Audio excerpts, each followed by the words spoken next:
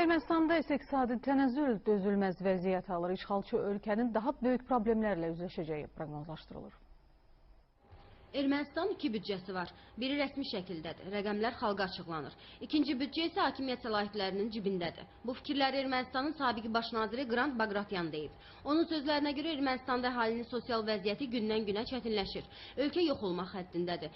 Ekspertlər Ermənistanın iqtisadiyyatında növbəti ildə də dirçəliş gözləmirlər. Hökumət tərəfindən bütün faktların formal olaraq kağız üzərində göstərildiyi deyilir. Daxildə isə tamam başqa ab-hava hökm sürür. Hazırda Ermənistan iqtisadi cəhətdən geriləmə cədvəli üzrə MDB dövlətləri arasında axırıncı yerlərdə qərarlaşıb və qiymətli kağızları sabit saxlamaq məqsədi. Saat 11-də sənin yanında olacaq.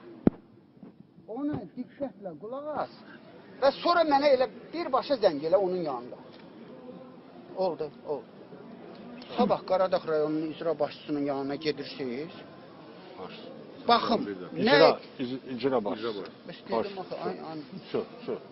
Çok tanıdı o mənim. Hazbala mənim.